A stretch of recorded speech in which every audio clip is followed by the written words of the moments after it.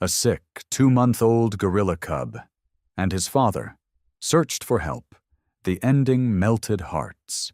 The mist over Magahinga Reserve had not yet burned away when Joseph Kariuki climbed the lookout tower for his morning watch. The sky was the color of ash and rose, that quiet hour before the birds start their noise. He liked this time of day best. It was the only time the forest felt like it belonged to no one and everyone at once. He had his coffee in one hand, going cold in the chill, and his old binoculars looped around his neck out of habit more than need. Most mornings, nothing happened. A few birds, maybe a bushbuck at the tree line, nosing for grass. Joseph had worked this reserve for 11 years, and he had learned that the forest liked to keep its secrets until it didn't. That morning, it didn't. He saw the movement before he understood what he was looking at. A shape at the edge of the trees, low and hurried, breaking from the shadows where the canopy met the clearing. Joseph raised the binoculars without thinking, his heart already picking up its pace before his mind caught up to why. It was Casey. Joseph had watched the young silverback for 2 years now, ever since he'd taken over leadership of his small troop. Casey was proud, careful, the kind of gorilla who kept his family a full day's walk from anything that smelled of human hands. Seeing him this close to the station at all was strange enough. But it was the way he moved that made Joseph's stomach drop. Before you continue listening, please let me know where in the world are you watching from today. Now back to the story. Casey wasn't walking. He was running, hunched low, his massive arms cradling something small and still against his broad black chest. He stumbled once, caught himself, kept going. Even from the tower, Joseph could see the fear in him, the way his head swiveled side to side like he expected danger from every direction and did not care. "No," Joseph whispered. "No, no, no." He was down the tower ladder before he finished the word, boots hitting the dirt hard, coffee forgotten and spilled somewhere behind him. He ran toward the clinic building, shouting as he went, his voice cracking the silence of the dawn wide open. "Maya! Maya, get up now!" Casey reached the edge of the clearing and stopped. He was trembling. Joseph could see that now, a full body shake that ran from his shoulders down to his curled fists. Gorillas did not come this close to people. Not ever. Everything in Casey's blood was screaming at him to turn back into the trees where it was safe. But he didn't. He took another step forward, then another, each one slower than the last, like he was walking toward something he was more afraid of than the humans in front of him. He carried the small shape all the way to the clinic steps. Joseph slowed his own approach, hands raised, keeping his voice low and steady even though his heart was hammering. "Easy," he murmured. "Easy now, big man. We see you." Casey looked at him. It was not the look of an animal deciding whether to charge. It was something else entirely, something that made Joseph's throat go tight. It was a father's look. Desperate and pleading and utterly out of options. Then, gently, so gently it did not seem possible for hands that size, Casey laid the small bundle down on the clinic steps. It was a cub. Tiny, no more than 2 months old, its dark fur matted with sweat, its little chest rising and falling in shallow, uneven breaths. Its eyes were closed. Its small hand was curled loosely against its own chest, not gripping anything, not holding on the way healthy infants did. Casey backed away 3 steps, still trembling, his eyes locked on the cub, then on Joseph, then back again. He did not run. He would not leave. The clinic door banged open. Maya came out barefoot, her hair loose from sleep, an old t-shirt and shorts thrown on in the 10 seconds it had taken her to hear Joseph's shout and understand it meant something was wrong. She stopped short at the sight in front of her, the color draining from her face. "Joseph, what is—" She saw the cub. Her whole body went still. "Oh, God." She was on her knees on the steps before she finished the sentence, her hands already moving, checking the tiny chest, the closed eyes, searching for a pulse. Her fingers found the small chest and pressed, light as a whisper, counting. The cub's heartbeat was there, but it was fast and thin, like a bird trapped behind glass, fluttering too hard against something it couldn't break through.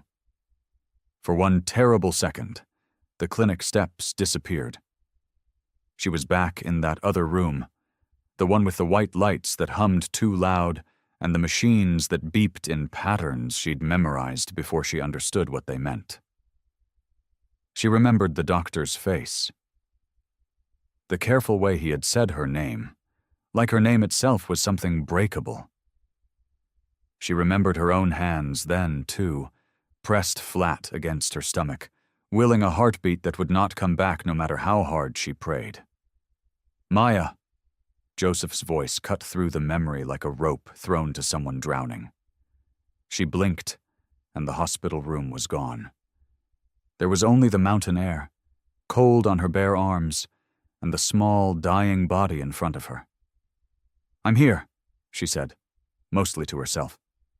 "I'm here." She made herself breathe, in through the nose, slow, out through the mouth, slower. It was a trick her old mentor had taught her years ago, back when she was young and scared and sure that every animal she touched might die under her hands. "Your fear is not the patient's friend," he used to say. "Set it down. Pick it back up later if you must, but not now." Not now. She set it down. Her hands moved fast after that, sure and practiced, the years of training taking over where her heart could not be trusted. She peeled back the cub's eyelid gently. The eye beneath was glassy, unfocused, the pupil slow to react to the growing morning light. She pressed 2 fingers to the inside of the tiny arm, feeling for the pulse there too, confirming what her palm against his chest had already told her. Too fast. Too weak. "Joseph, water. Warm, not hot. And the digital thermometer from the second drawer, the blue one." He was already moving, boots pounding against the wooden steps, disappearing into the clinic without a single question. That was one of the things she had come to rely on about Joseph in her months here. He did not waste time asking what he could learn faster by doing. She turned the cub gently onto his side, checking his gums next, pressing lightly with her thumb. The color came back slow, sluggish when it should have been almost instant. Dehydration. Bad dehydration. The kind that starved organs of what they needed to keep working. She lifted a fold of skin at his shoulder and watched it fall back into place far too slowly, like it had forgotten how to snap back on its own. "You poor thing," she whispered. "You poor, poor thing." Joseph returned with the thermometer, and Maya took it, moving with the kind of gentleness that came only from years of learning exactly how much a small body could bear. She got the reading in seconds, and her stomach dropped even further at the number blinking back at her. "He's burning up," she said. "Way too high, and he's severely dehydrated, Joseph. Look at his skin, his gums. He needs fluids in him right now, or he isn't going to make it another hour." She looked past the cub, past Joseph, toward the fence line where Casey paced in tight, anxious circles, his eyes never leaving them, never leaving his son. Every few seconds he stopped, rose slightly, strained toward the clinic before catching himself and dropping back down onto his knuckles. He was asking, in the only language he had, if his baby was going to live. Maya swallowed hard and looked back down at the cub. She would not make promises she couldn't keep. Not again. But she could do this. She could do the next right thing. and then the thing after that. "We need an IV line," she said, already rising, already moving towards the clinic door. "Get the small tent set up, the one with the exam table. I need fluids warmed and the smallest gauge catheter we have. He's tiny, Joseph. We have to be careful." Joseph nodded once, already at the door beside her. "Tell me what you need. I'm with you." The clinic tent glowed soft orange under the lantern light, the walls breathing in and out with the wind. Maya knelt beside the small exam table, her hands steady even though her heart was not. The cub lay wrapped in a towel someone had warmed by the fire, his tiny chest rising and falling in quick, shallow bursts. "Hold his legs still just there," she told Joseph, her voice low and even. "Not tight, just steady." Joseph did as she asked, his big hands surprisingly gentle around the small limb. Maya found the vein on the second try, her fingers sure despite how badly her insides shook. She slid the catheter in slow, watching for the small flash of blood that told her she'd found the mark. "There," she breathed. "There you are." She taped the line down with careful precision, then hung the small bag of warmed fluids from the metal pole beside the table. The drip began, slow and steady, each drop a small promise moving down the tube and into the cub's tiny body. Outside, they could hear Casey. He was not calm. He paced the length of the fence in short, agitated bursts, his knuckles striking the dirt hard enough that Maya could feel the vibration of it through the floor of the tent. Every few minutes, he let out a low, rumbling sound, not quite a roar, something smaller and more broken than that. A father's sound. A sound with no name in any language Maya knew, but one she understood anyway. "Someone should get him to back off," said one of the younger rangers, a boy named Femi, poking his head into the tent. "He's spooking the other animals. I tried waving him back, but he won't budge." "Leave him," Maya said, not looking up from the cub's chest, where she was counting breaths again, timing them against the small clock on her wrist. "He's not going anywhere. Let him stay." "But if he charges the fence—" "He won't." Maya's voice was firm, more certain than she felt. "He's scared, not angry. There's a difference. Just keep everyone else back and let him watch." Femi hesitated, then nodded and disappeared back into the dark. The hours crawled by slow, the way they always did in a crisis, each minute stretched thin and tight. Maya checked the cub's temperature every 30 minutes, wiped him down with cool cloths when the fever spiked too high, adjusted the drip rate twice when his pulse dipped in a way she didn't like. Joseph stayed beside her the whole time, saying little, handing her what she needed before she even asked for it. Once, near 10 o'clock, he pressed a cup of tea into her hands and made her drink it, standing there until she did. "You should rest," he said quietly, somewhere close to 11.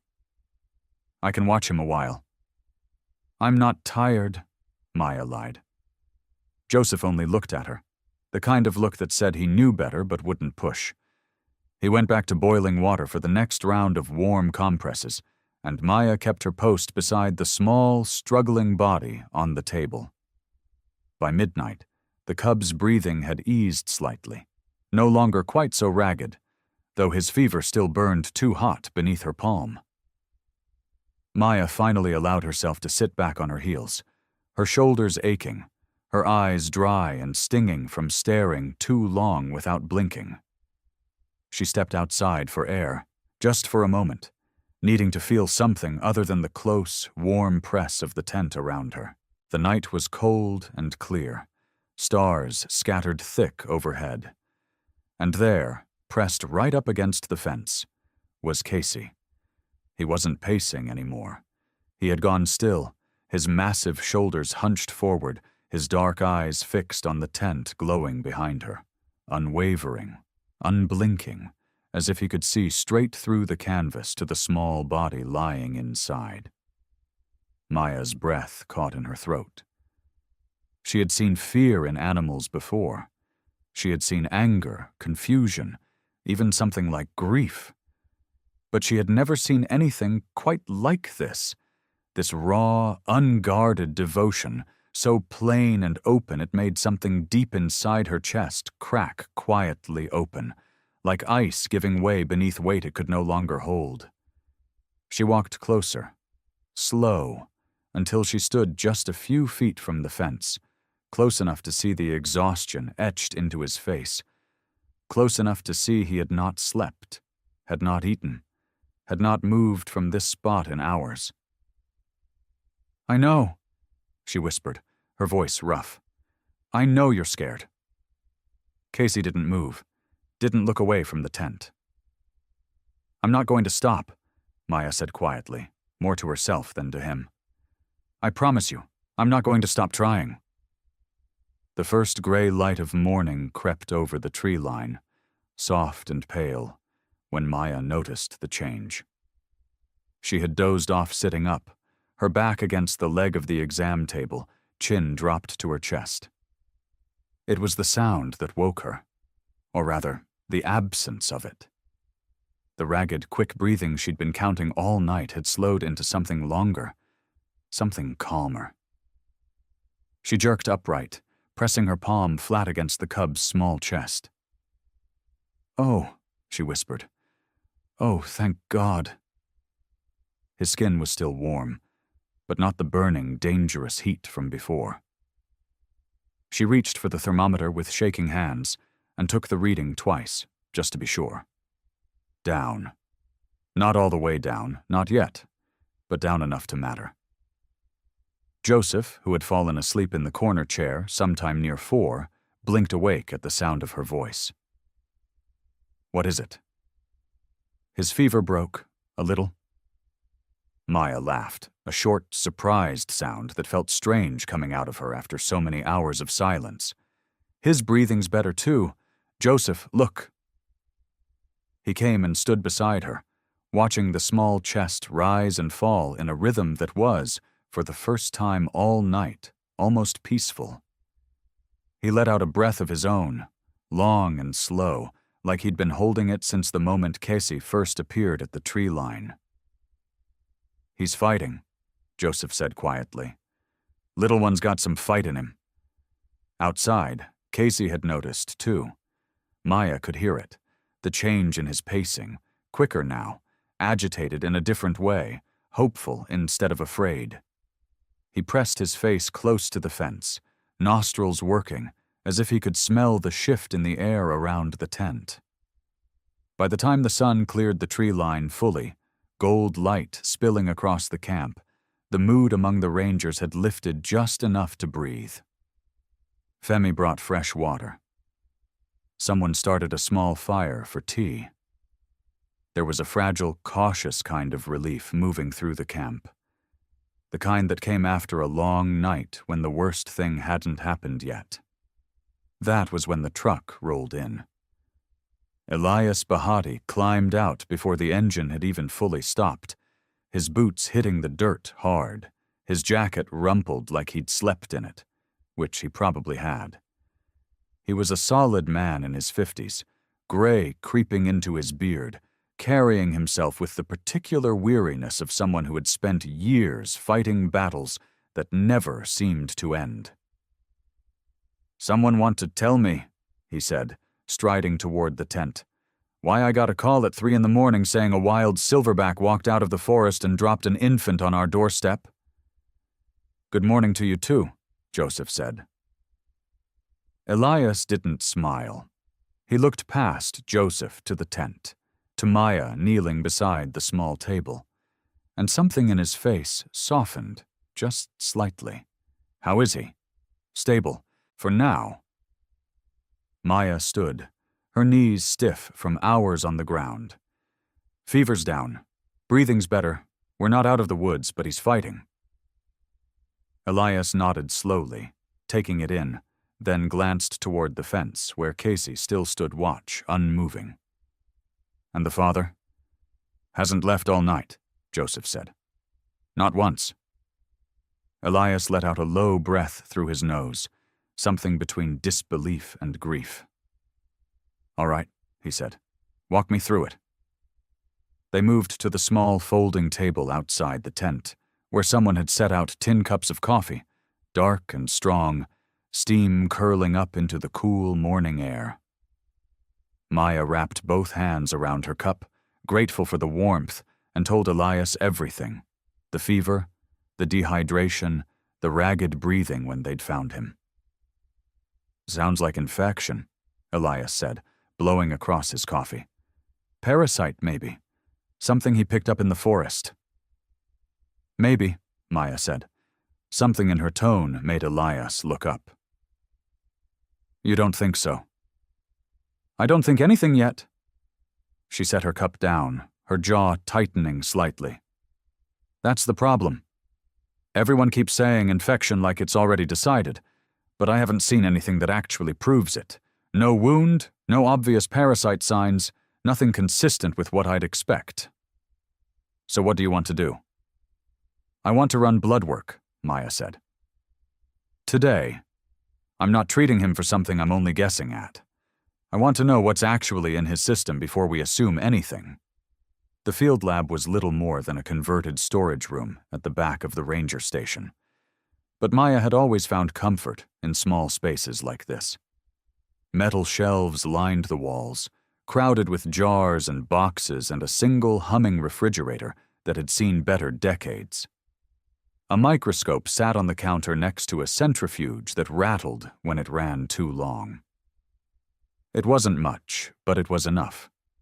She'd drawn the blood sample that morning while the cub slept, his small arms so thin she'd worried the needle would be too big for the vein. It wasn't. He'd barely stirred. Now she sat on a wobbly stool, the sample spinning in the centrifuge, and waited.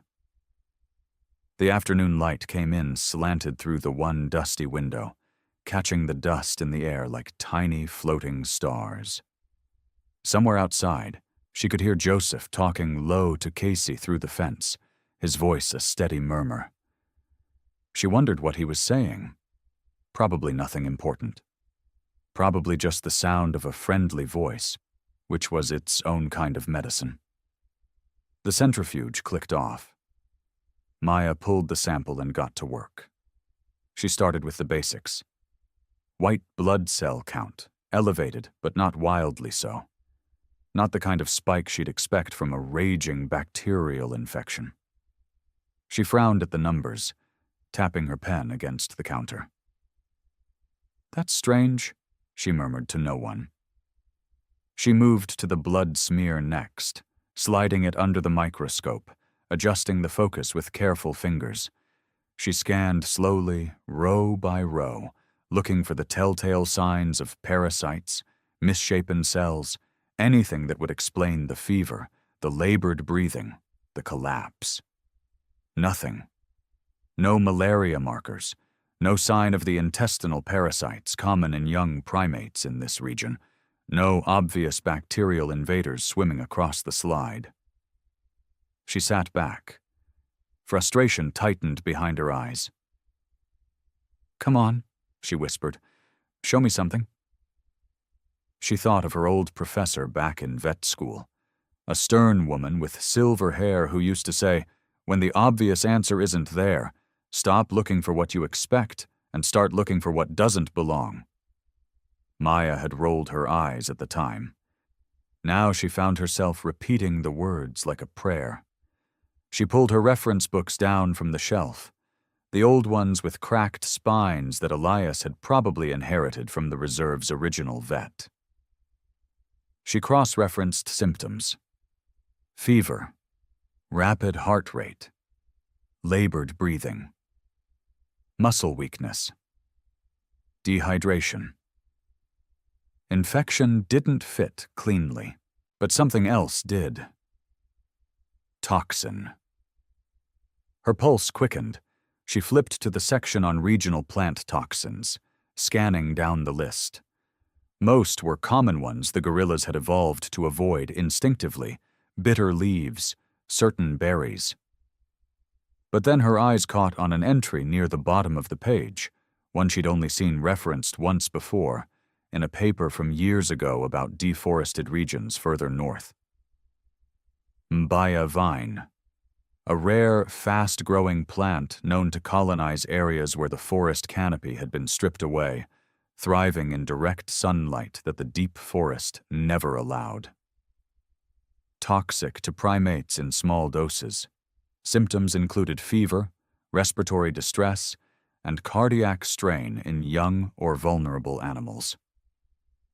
Maya's hands went still on the desk. She grabbed the sample again, this time running it through a chemical panel she almost never used, the one built to detect plant-based toxins rather than pathogens. It took nearly an hour, the equipment protesting with every step, but finally, the readout appeared on the small screen. There it was. A compound match, faint but unmistakable, consistent with Mbaya vine toxicity. Maya stared at the screen for a long moment. Her breath caught somewhere in her throat. The cub hadn't picked up an infection wandering through healthy forest. He'd eaten something that only grew where the trees were gone, where the canopy had been stripped bare, torn open to let in light that never should have touched that soil. Her mind went instantly to the logging operation. The one Elias had been fighting in court for months. The one that had been slowly gnawing away at the edges of the reserve's protected land. If the vine was growing near the troops' feeding grounds, that meant the destruction had already reached them. And if the cub had eaten it, he might not be the only one. Maya found Elias in his office, a cramped room with a ceiling fan that wobbled more than it cooled. Papers covered his desk in uneven stacks, some held down by empty coffee mugs. He looked up when she knocked on the open door, his eyes tired but alert. "You look like someone who found something," he said. "I did." Maya stepped inside, holding her folder against her chest like it might slip away from her. "It's not an infection. It's a toxin. A plant called Mbaya vine. It only grows in places where the canopy's been stripped away." Elias went very still. His hand, halfway to his coffee mug, stopped in midair. "Say that again." "Mbaya vine," Maya repeated.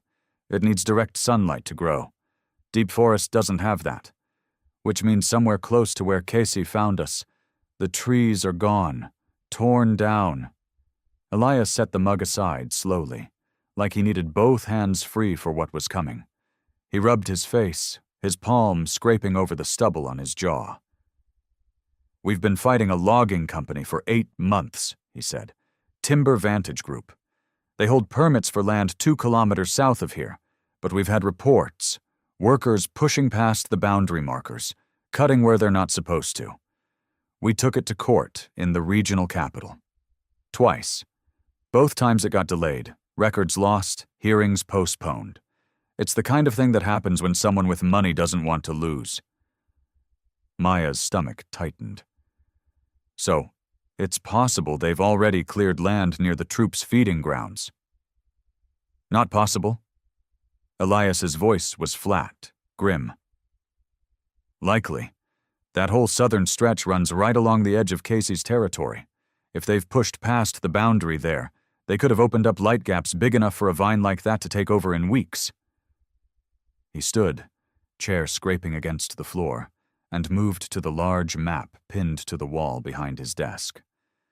It was worn at the edges, marked with pencil notes and small red pins that Maya hadn't paid much attention to before. Elias tapped a cluster of pins near the bottom. "These are logging reports from the last 2 months. Confirmed sightings, truck tracks, cleared patches." His finger traced a line north, toward a wider red circle drawn in fresh ink. "And this is the western edge of the troops' known feeding range." The 2 markings nearly touched. Maya felt her pulse in her ears. "That's close." "That's not close," Elias said. "That's overlapping." He grabbed a second paper from his desk, An aerial photo, grainy and slightly out of focus, but she made out what she saw. Wide, bare stretches of dirt where trees should have stood, gaps in the canopy like open wounds, and running along the edges, a strange lightness to the underbrush, the kind of dense colonizing growth that thrived on ruin. "If they're eating close to this," Maya said slowly, thinking it through as she spoke, "the whole troop could have been exposed to it, not just Tumaini." Elias didn't answer right away. He was staring at the map like it had betrayed him personally. "Casey didn't just wander in with a sick cub," he finally said. "He walked away from his territory, away from his family. He crossed through unfamiliar ground, probably terrified, because there was nowhere else to go." Maya swallowed hard. "Which means the rest of them could still be out there, sick or scattered. Or worse." Elias's jaw tightened. Maya thought of the mother, a gorilla she had never seen, existing only as an absence, a shape missing from the story so far.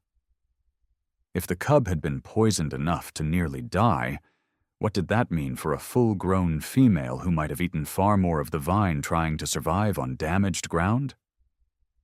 "We need to find them," Maya said, the words coming out steadier than she felt. "Today, now, before it's too late for anyone else." Elias looked at her for a long moment, something shifting behind his tired eyes, some old caution giving way to something more urgent. "I'll get Joseph," he said. "We'll need supplies, IV fluids more than we have in stock, and we'll need Casey to lead us there, because none of us know that ground well enough to find them in time." Maya nodded, her hands already steadier than they'd been in months. "Then let's go get him." The morning came up gray and damp, mist still clinging to the low branches around the station. Maya hadn't slept, not really. She'd spent most of the night checking Tumaini's vitals every hour, watching the small rise and fall of his chest, counting his breaths until the numbers blurred together. But he was stable now. Stable enough, the vet in her kept repeating, like a promise she needed to hear twice to believe. Joseph had built the carrier himself, padding it with an old blanket and a strip of foam from a broken cot. It looked more like a nest than a cage, soft-sided and small, with mesh windows so the cub could still smell the forest air. Tumaini lay curled inside it, weak but breathing steady, his tiny fingers twitching now and then like he was dreaming. "He'll do all right in there," Joseph said, tightening the last strap. "Long as we keep him cool and don't jostle him too much." "We won't have a choice on jostling," Elias muttered, hoisting his pack onto his shoulders. "Ground out there is rough. Vines everywhere once we get close." Maya checked her own bag one more time. Fluids, tubing, extra needles, everything she could carry without slowing herself down. Her hands were steady, but her chest felt tight. The same tightness she remembered from years ago, standing outside an operating room, waiting for news that never came the way she hoped. She pushed the thought away. Not now. There wasn't room for it now. They stepped out of the station just as the sun broke weakly through the clouds, throwing long shadows across the dirt yard. And that was when they saw him. Casey stood at the edge of the clearing, exactly where he'd stood every night since bringing Tumaini to them. But this morning he wasn't pacing. He wasn't watching the clinic door with that same restless, aching patience. He was facing the tree line, his broad shoulders squared towards the forest, like he already knew what they were about to do. "Would you look at that?" Joseph said quietly. Elias slowed his steps. "You think he understands?" "I think," Maya said, watching Casey's dark eyes shift toward her, then toward the carrier Joseph held. "He's been waiting for us to catch up." They started walking, and Casey fell into step beside them, not behind them, not ahead of them, pushing forward with the fear and urgency he'd shown the night he arrived. He walked alongside the group, matching their pace, his massive frame moving with a strange, careful patience, like he was holding himself back on purpose.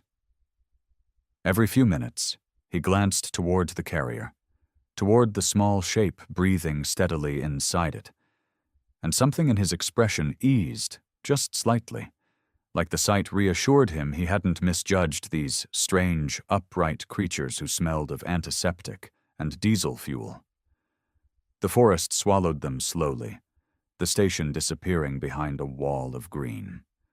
Birds called from high branches, and insects hummed in the wet undergrowth.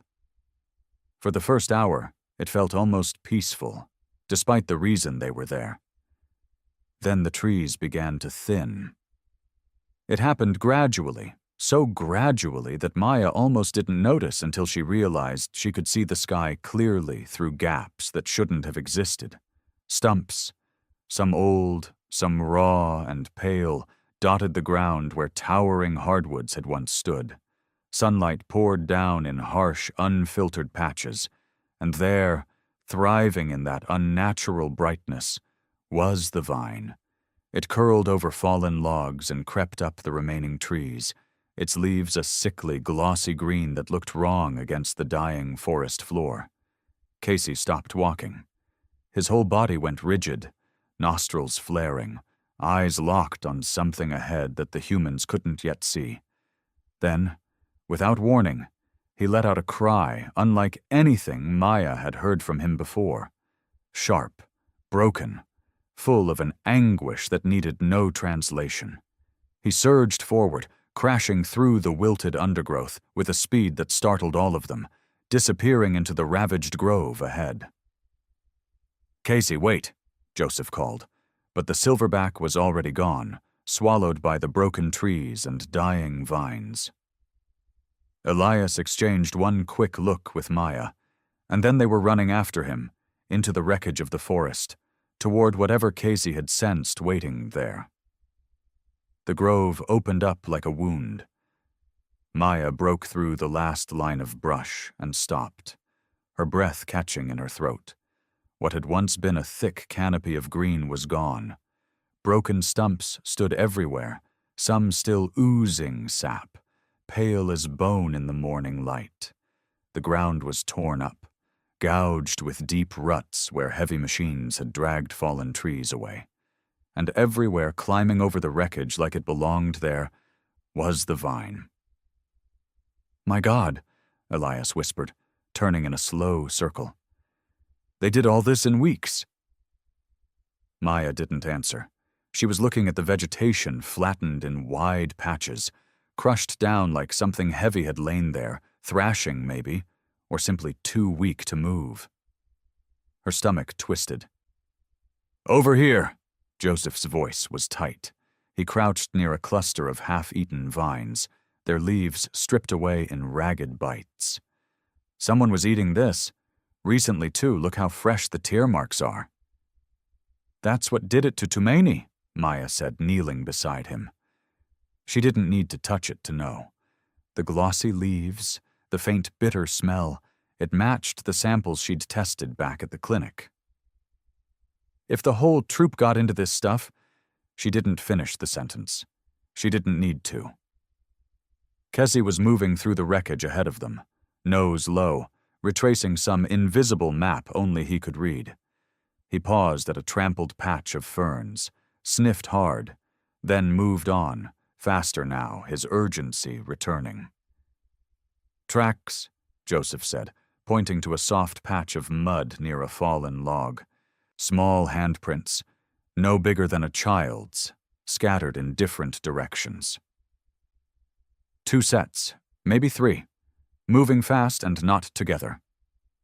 Maya crouched beside them, studying the depth and spacing. They split up, or got separated. "Which means Kessie's whole family could be scattered across this entire grove," Elias said grimly, adjusting the pack on his shoulders. "Or worse." Nobody said what worse meant. Nobody had to. They pushed on, following Casey through the ruined landscape, the carrier swinging gently between Joseph and Maya as they walked. Tumaini stirred once, a weak whimper escaping him, and Maya's heart clenched every time. She checked the fluid line, made sure it hadn't kinked, whispered something low and soothing, though she knew he couldn't understand the words. Maybe it wasn't for him. Maybe it was for her. The hours passed like that, walking, searching, calling out low so as not to spook anything that might be watching from the thinning trees. They found more signs as they went. A broken branch high up, snapped like something climbing in a panic. A patch of vomited vine leaves, dark and bitter-smelling, that made Maya's chest tighten with dread. Whoever had eaten that had gotten sick, too, and recently. By mid-afternoon, the light had shifted, turning the grove gold and long-shadowed. Maya's legs ached, her shirt clung to her back with sweat, and still they pushed on, deeper into the wreckage, following a trail that seemed to lead nowhere and everywhere at once. It was Joseph who saw it first. "There," he said suddenly, grabbing Maya's arm, his voice barely above a whisper. She followed his gaze into a tangle of broken brush near a fallen tree. At first she saw nothing. Then a shape shifted, small and dark against the shadows, low to the ground, trembling. A juvenile gorilla. Young, maybe 3 or 4 years old, its fur matted and dull, ribs visible beneath its patchy coat.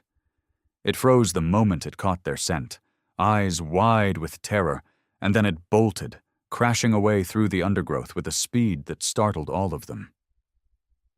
"Wait," Maya called out, though she knew it wouldn't listen.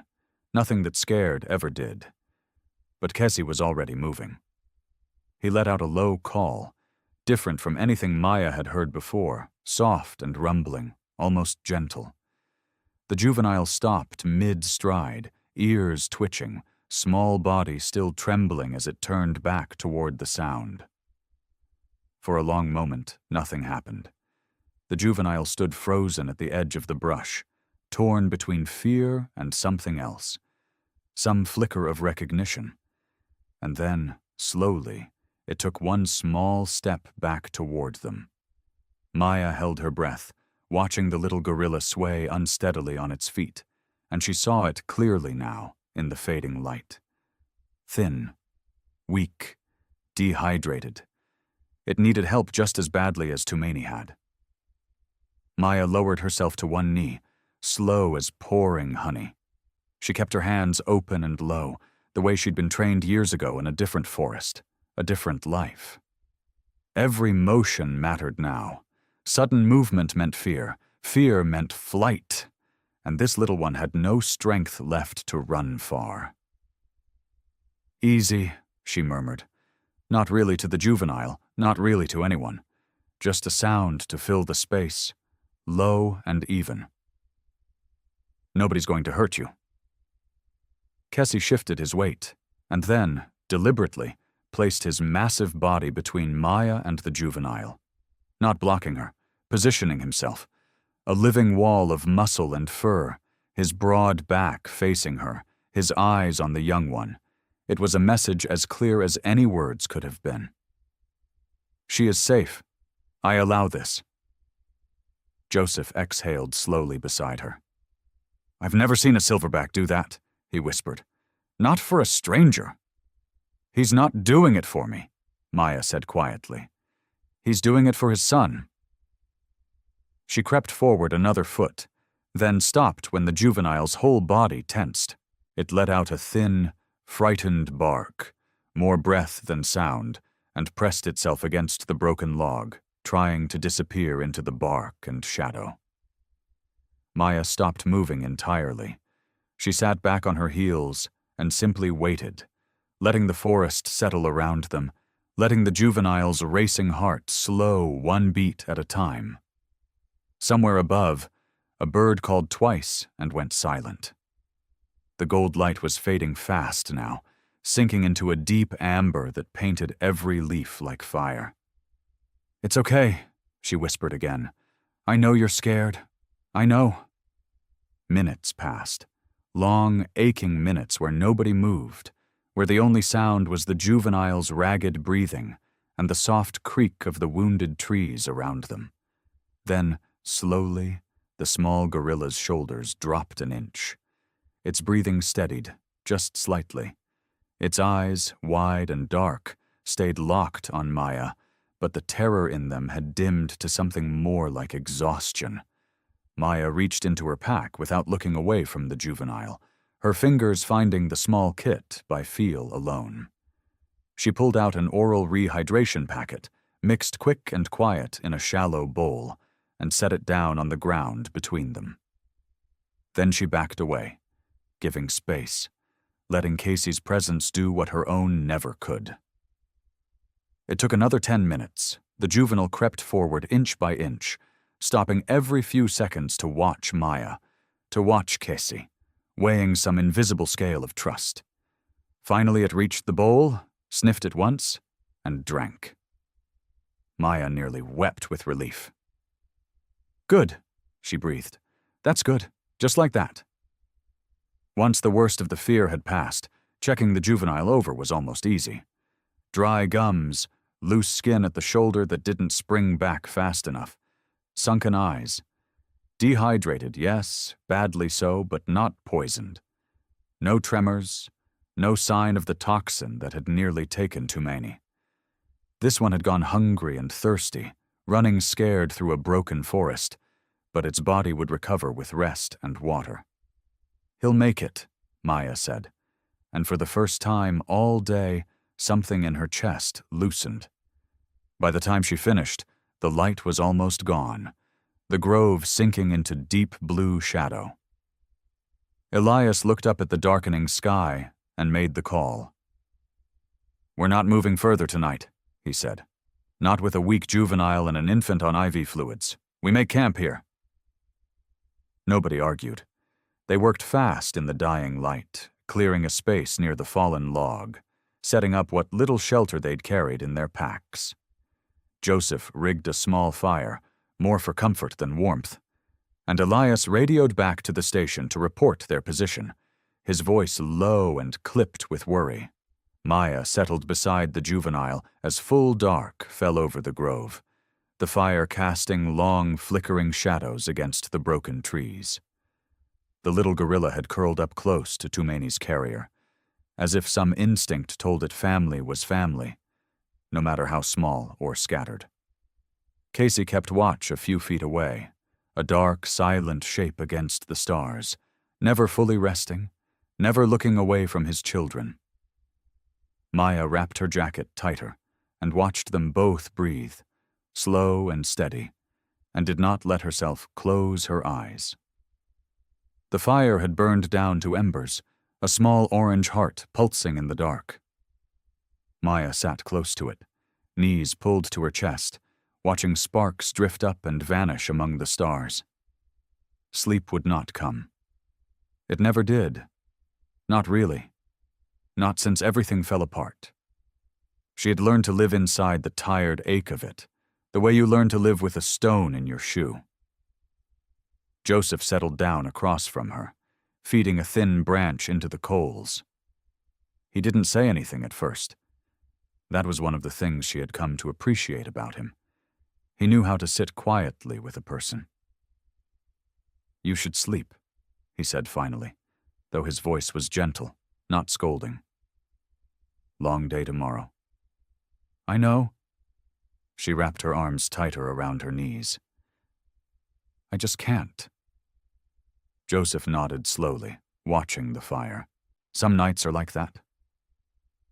The juvenile stirred in its sleep near Tumaini's carrier, made a small sound, then settled again. Casey shifted somewhere in the dark, a low rustle of leaves, ever watchful.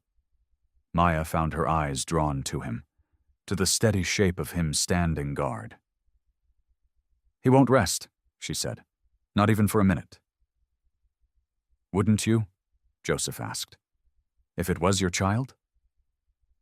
The question landed harder than he probably meant it to. Maya opened her mouth to give some easy answer, something professional and distant, the kind of thing she always said. But the words that came out instead surprised her. "I was going to have one," she said quietly. "A child." Joseph went still, the branch in his hand forgotten. "2 years ago," Maya went on, staring into the embers because it was easier than looking at him. 5 months along, we had a name picked out, a room half painted. Her voice stayed flat, careful, like she was reciting facts about someone else's life. And then one day everything just stopped. No warning, no reason anyone could ever give me. "Maya," Joseph said softly. "I'm sorry." "Everyone was sorry," she said. "Sorry doesn't fix anything." She pulled in a breath that shook more than she wanted it to. "My husband tried for a while, but I wasn't the same person he married. I couldn't be near children after that. Couldn't be near hope, really. Every patient I treated back home, I kept waiting for it to die on me, waiting for the floor to fall out again." She shook her head. "The marriage ended about a year after. Quietly. No big fight. Just 2 people who couldn't find their way back to each other." Joseph listened without interrupting, his dark eyes steady on her across the low fire. "So I took this job," Maya said. "Told everyone it was temporary. Told myself I was recovering. But that wasn't true." She finally looked up at him. "I came here to disappear, Joseph. Not to heal. I didn't think there was any healing left to find." The fire popped, sending a small shower of sparks into the dark. Joseph was quiet for a long moment. When he spoke, his voice was low and even. "My father was a poacher," he said. "Did you know that?" Maya shook her head. 20 years, maybe more. He knew this forest better than any of us, because he'd spent so long stealing from it. Joseph's mouth twisted, not quite a smile. "Then one day he got caught, and instead of prison, the old warden gave him a choice. Work the reserve, pay back what he'd taken, in a different way." "He said yes," Maya said. "He said yes." Joseph nodded slowly. "Best years of his life," he used to say. "Turned into the best ranger this place ever had. Knew every trail, every animal, every trick the forest could play on you." He paused. "He died 6 years ago. Heart gave out. Right out there in the field, doing the work he loved." "I'm sorry," Maya said, echoing his own words back to him. "Don't be." Joseph looked at her, something warm and sad in his expression. "He used to tell me, it doesn't matter how you end up somewhere. What matters is what you do once you're there." He tossed the branch into the fire. "Maybe that's true for you too." Before Maya could answer, a sound rolled through the dark trees, low and mournful, echoing off the broken canopy. Casey's voice, calling out into the night. The sound faded into the trees, and for a moment nobody moved. Then Casey called again, louder this time, more urgent, and Joseph was already on his feet. "That's not a warning call," he said, grabbing his pack. "That's something else." Maya scrambled up, her heart hammering. The fire crackled behind them, forgotten. Elias emerged from his tent, rifle slung over his shoulder, eyes still heavy with sleep but sharp with alarm. "What is it?" he asked. "I don't know," Joseph said, "but Casey wants us to follow, now." They moved fast through the gray light of early morning, the forest still half asleep around them. Mist clung low to the ground, curling between the tree trunks like smoke.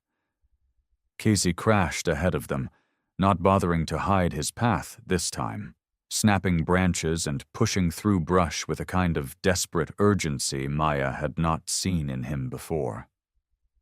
She carried her field bag close to her chest, IV lines and medicine bottles clinking softly with every step. "There," Joseph said, pointing.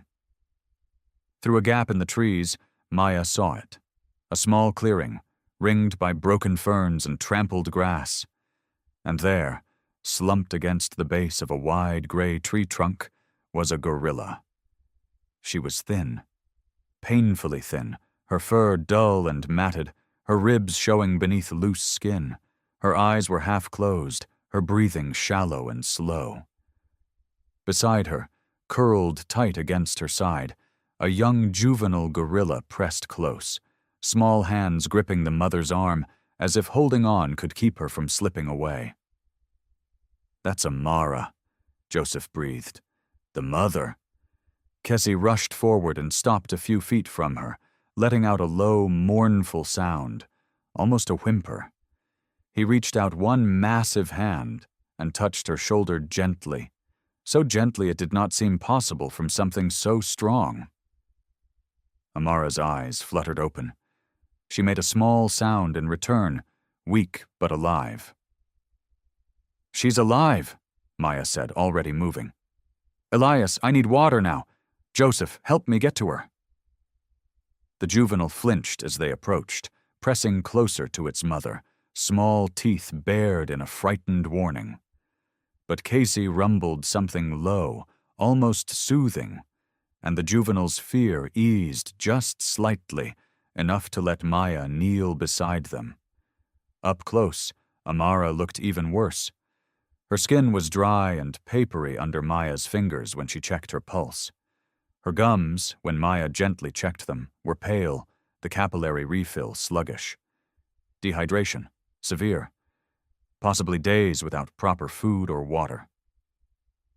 "She's in bad shape," Maya said, her voice tight and controlled, the old clinical part of her taking over even as her hands trembled. "But she's fighting. Elias, that water, please." Elias appeared at her side, canteen already open. Maya worked fast, setting up a line, her fingers finding the vein with the ease of years of practice, despite the shaking mess she felt inside.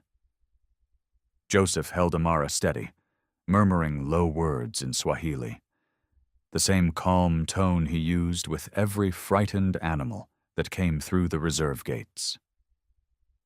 As the fluids began to flow, Maya's eyes moved over the small clearing, piecing together what she was seeing. The trampled grass, the chewed bark on nearby trees, stripped low at a juvenile's height. The distance from the poisoned grove, at least a full day's hard walk. And then it hit her, all at once, like a wave crashing over rocks. Amara had not gotten lost. She had not simply wandered away from her troop by accident. She had left. Deliberately. Taking the two juveniles with her, away from the feeding grounds, Maya now understood must have been thick with that toxic vine. She had walked for days, weak and starving, holding on to just enough strength to lead her children to safety, sacrificing her own body so theirs would survive. Maya's throat tightened as she looked at the gorilla in front of her, at the ribs showing through dull fur, at the juvenile still pressed protectively against her side. This was not an animal who had simply survived. This was a mother who had given everything she had, every last bit of strength in her body to save her children. "She did this on purpose," Maya said quietly, almost to herself. She knew. She got them out. Joseph looked up at her, understanding a passing between them without needing more words. Maya adjusted the IV line, her hands steadier now, driven by something fierce and clear. "Okay," she said. "Let's bring her back." The sun climbed higher, burning off the last of the mist, and Maya knelt in the trampled grass beside Amara, watching the fluid drip slowly down the line and into the gorilla's arm. Drop by drop. Steady. Patient. The way healing always was, whether anyone wanted it to be or not. She checked the mother's pulse again. A little stronger now. Still weak, but stronger. "That's it," she whispered. "Keep fighting." The juvenile had not moved from Amara's side, Small fingers still curled into the fur along her ribs. Every few minutes it would look up at Maya with wide, wary eyes, then back down at its mother, as if checking to make sure she was still breathing. Maya understood that fear better than she wanted to admit. She had spent months checking for breath that never came. She tried to push the thought away, but it had already taken root, spreading through her chest like cold water. Amara had walked for days, starving herself, giving every scrap of strength to her children instead of herself, because she knew, somehow, in whatever way a mother knows these things, that her babies could not survive what she could. She had made herself smaller so they could live. She had bled herself dry, quietly, without complaint, without anyone there to see it, just so two small lives could keep going. Maya's hands, checking the flow of the IV line, began to shake. She had done everything right, too. Every prenatal visit, every vitamin, every careful, cautious step through those 9 months, as if she could outplan disaster, outprepare it, outlove it. And still, her body had failed the tiny life inside her. Still, she had woken up one morning with a stillness where there should have been movement, a silence where there should have been a heartbeat. She had not been able to sacrifice herself enough. She had not been able to give enough to save the one who needed saving. "Hey." Joseph's voice was quiet beside her. She had not heard him kneel down. "You all right?" "Fine," Maya said too fast, her voice thick. Joseph did not push. He never did. He just stayed there, close enough that she was not alone, and watched Amara's chest rise and fall with her. "She didn't fail them," Joseph said after a moment, as if he had read the thought right off Maya's face. "Look at her! Look at what she did! She got them out! She's still here! That juvenile is still here! That's not failure, Maya. That's about as far from failure as a creature can get." Maya swallowed hard, blinking against the sting in her eyes. She did not trust her voice, so she said nothing, just nodded once and kept her hands moving, checking, adjusting, doing the work her body knew how to do even when her heart felt like it might crack clean open.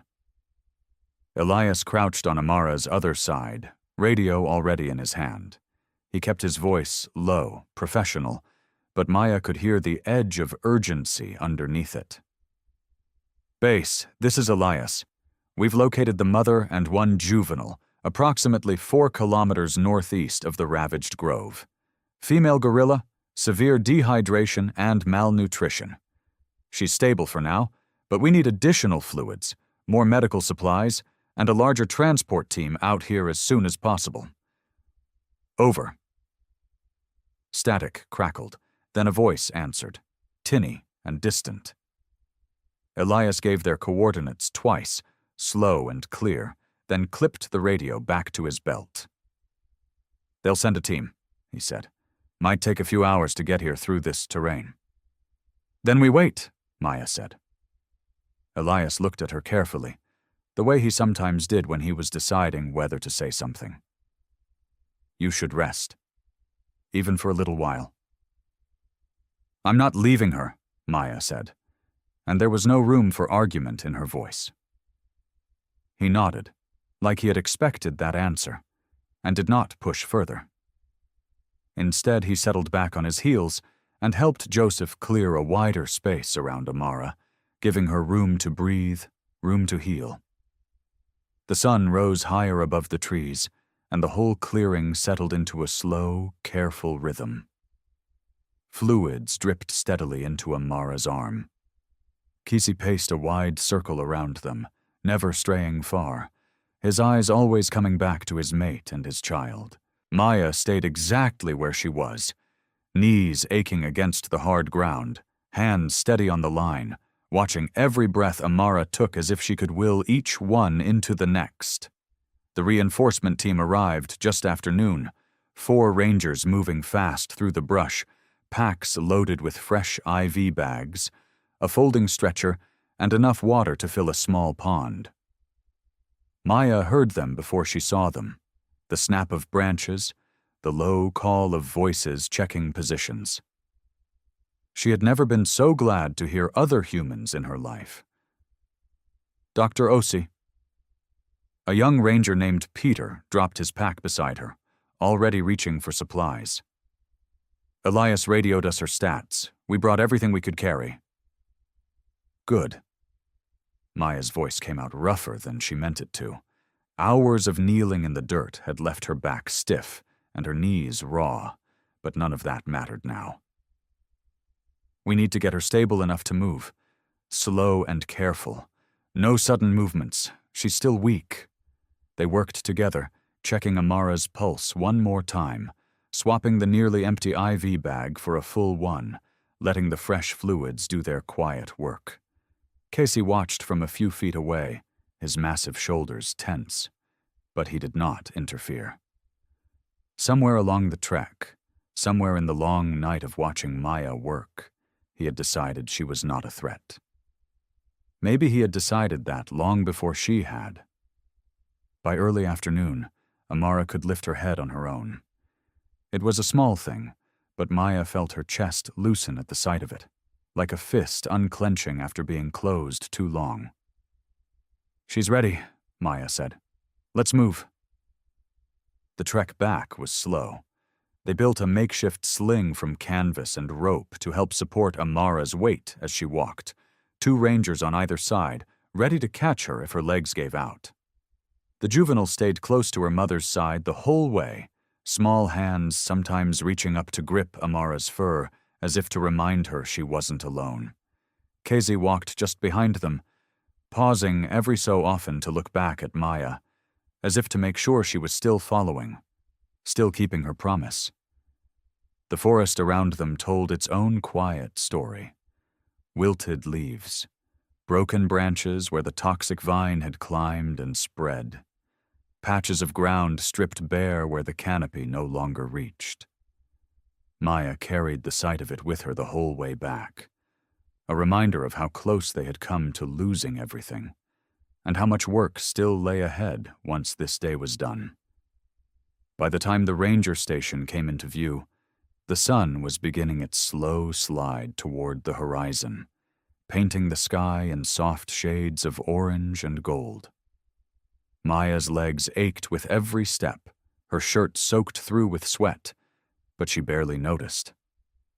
All she could think about was Tumaini, waiting back at the clinic, small and fragile, fighting his own battle without his mother beside him. "Go," Elias said, reading her mind. "We've got this from here. Go get that baby." Maya did not need to be told twice. She broke into a jog the moment the station gates came into view, her boots kicking up dust, her heart hammering with something that felt dangerously close to hope. Joseph met her at the clinic door, already smiling, already knowing what she needed before she asked. "He's stable," Joseph said. "Vitals are good. Little guy's a fighter." Maya scooped Tumaini up carefully, cradling his small body against her chest, feeling the faint, steady rhythm of his heartbeat against her own. He stirred, blinking up at her with dark, curious eyes, and something in Maya's chest cracked open, warm and aching all at once. "Come on, buddy," she whispered. "Let's go see your mama." She carried him out to the yard where the team had just arrived, where Amara lay resting on a bed of soft grass, still weak but breathing steady, watching the world with tired, patient eyes. The moment Maya knelt down and placed Tumaini beside her, Amara's whole body seemed to come alive, a low rumble of sound rolling up from her chest as she pulled her son close, pressing her face against his small, trembling body. Casey moved in close, too, wrapping himself around his family in one wide half-circle, his eyes closing for just a moment, as if some ancient weight had finally lifted off his shoulders. Around them, the rangers stood in silence, no one saying a word, tears slipping down more than one weathered face. Joseph wiped his eyes with the back of his hand, laughing softly at himself for it. Elias stood with his arms crossed, jaw tight, blinking hard against the sting. And Maya knelt in the grass beside them all, watching the small family breathe together again, feeling something in her own chest begin, slowly, carefully, to heal. The next 2 days moved slower than the ones before them, and Maya found she did not mind the slowness at all. The clinic yard had become something like a small village. Amara rested in the shade of the big acacia tree near the fence, her strength coming back in small pieces, like a candle slowly catching flame. The 2 juveniles, once frightened and thin, chased each other in lazy circles around her, their energy returning with every meal Joseph brought out on wide metal trays. And Tumaini, tucked against his mother's side most hours of the day, had started doing something that made Maya's whole chest ache with happiness. He was reaching for things again. A leaf, a stick, once even the hem of Maya's shirt when she knelt too close. "He's got your number," Joseph said, watching from the fence line, arms crossed over the top rail. "Give it a week and he'll be following you around the whole reserve." "Don't jinx it," Maya said, but she was smiling when she said it, and Joseph noticed. He always noticed things like that now, the small cracks of light breaking through Maya's careful walls. Elias spent those 2 days buried in paperwork, his laptop balanced on his knees at the edge of the yard so he could keep one eye on the troop and one eye on the mounting legal battle. He did not say much about it, but Maya could see the tension living in his shoulders, the way his jaw tightened every time his phone buzzed with a new message. She did not ask. Not yet. There would be time to face that fight later. For now, there was only this, the quiet work of healing. Maya ran her checks morning, noon, and evening, moving through the routine with the same careful attention she gave every patient. She checked Amara's hydration, her appetite, the color of her gums, the steadiness of her breathing. She checked the juveniles for any lingering signs of the toxin, watching their play for any hitch or stumble that might mean trouble. And she checked Tumaini most of all, sitting with him for long stretches, monitoring his small heart with the portable machine Elias had scrounged from a donor clinic 3 towns over. Kessie watched all of it. He had taken up a post near the fence, a few feet back, close enough to see everything but far enough to give the humans room to work. His eyes followed Maya everywhere she moved, patient and steady, no longer filled with the frantic fear of that first morning. Something had shifted in him, day by day, hour by hour. Trust, Maya realized, built slowly, like sediment settling at the bottom of a river. By the second evening, the light had turned that soft gold color that made the whole reserve look like it was dipped in honey. Maya walked her final round of the day, clipboard tucked under one arm, stethoscope looped around her neck, tired in the good way, the way that came from work that mattered. She stopped at Amara's spot first, checking her over one more time, pleased to find her breathing easy, her eyes bright and alert.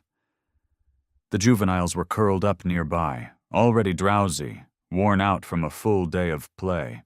Tumaini slept against his mother's side, one small hand curled into her fur. Maya moved down the fence line toward Casey's usual spot, jotting a quick note about his appetite, which had finally returned to normal that morning. She did not expect anything more than the usual quiet watching, the steady weight of his gaze following her work. But this time, Casey did something different. He rose slowly from where he sat, moving with none of his usual caution, and crossed the short distance to the fence. Maya froze, clipboard forgotten in her hand, as he lowered himself down to her level, his massive frame folding with surprising gentleness. And then, slowly, deliberately, he reached one enormous hand through the gap in the fence rails. Maya's breath caught in her throat. For a moment she could not move, could not think, could only watch as his fingers, thick and dark and impossibly gentle, stretched toward her. She lifted her own hand, hardly daring to breathe, and let his fingers close softly around hers. Neither of them moved. Neither of them made a sound. The whole yard seemed to hold its breath around them, the golden light settling over the fence, over the sleeping family, over the quiet, wordless moment passing between them. Maya felt tears rise, hot and sudden, and she did not try to stop them. The next morning came in gray instead of gold. Clouds hung low over the reserve, heavy with rain that had not yet decided to fall, and the air felt thick with waiting. Maya was checking Tumaini's heart rate when she heard Elias's phone ring from across the yard. She did not think much of it at first. His phone rang constantly these days, donors and lawyers and government offices all wanting pieces of his attention. But this call was different. She could tell by the way his whole body went still. "Say that again," Elias said into the phone, his voice flat and careful. "Read me the document number again." Maya kept her hands steady on Tumaini, but her eyes stayed on Elias. Joseph had noticed, too, drifting closer to the fence with a water jug still in his hands. Forgotten. Elias listened for a long time without speaking. When he finally lowered the phone, his face had the look of a man who had just watched something break in front of him and could not stop it. "They filed paperwork," he said. "The logging company, claiming they have legal rights to expand into the buffer zone. Our buffer zone." "That's protected land," Maya said. "That's the regrowth zone. The whole reason the troop has anywhere to go back to." "I know what it is." Elias rubbed a hand down his face, and for the first time since Maya had arrived at the reserve, he looked old. Tired in a way that had nothing to do with sleep. "The permits are falsified. Has to be. We fought this in court 8 months ago and won. There's no legal path for them to have gotten new rights that fast." "So we fight it again," Joseph said, setting the jug down hard enough that water sloshed over the rim. "With what?" Elias's voice cracked, just slightly, just enough for Maya to hear the strain underneath it. "The last fight took everything we had, every favor, every dollar, every hour. We don't have that again to give." Nobody answered him. Tumaini stirred against Maya's hands, oblivious, his small heart beating steady and strong under her fingers. She thought about how close they had come to losing him, how much work it had taken to bring the whole troop back from the edge, and now paperwork, some cold stack of falsified paper sitting in an office somewhere, could undo it all. The morning dragged on, with a strange, brittle quiet. Elias made calls. Joseph paced. Maya kept working, because the animals still needed her, no matter what was happening beyond the fence line. It was just past noon when the car arrived. It was a clean, dark sedan, out of place on the reserve's rutted dirt road, and it pulled up slow, careful, like whoever was inside wanted everyone to notice the arrival. Maya straightened up from where she knelt near Amara and watched a man step out, smoothing the front of his jacket, sunglasses pushed up on his head despite the gray sky. Elias met him at the gate. Maya could not hear the first exchange. Something polite, something practiced, the kind of handshake and greeting men gave each other before saying the real reason they had come. But when Elias's shoulders squared and his voice rose just slightly, Maya moved closer, close enough to hear. "You need to understand the position you're putting yourself in," the official was saying, his tone smooth, almost kind, the kind of kindness that had teeth hidden underneath it. "This office has been very patient. The company has every right to pursue its permits through the proper channels. Continued public opposition, statements to the press, all of that, it reflects poorly. It raises questions about whether this reserve is operating in good faith." We are protecting land that this reserve has legal rights to, Elias said, his voice tight. Legal rights are being reviewed, the official said, and I should mention operating licenses are also subject to review. It would be a shame for a reserve with such a good reputation to lose its license over a dispute that could be settled quietly. Maya felt the words land like stones dropping into still water, the ripples spreading out through everything they had built. Elias did not answer right away.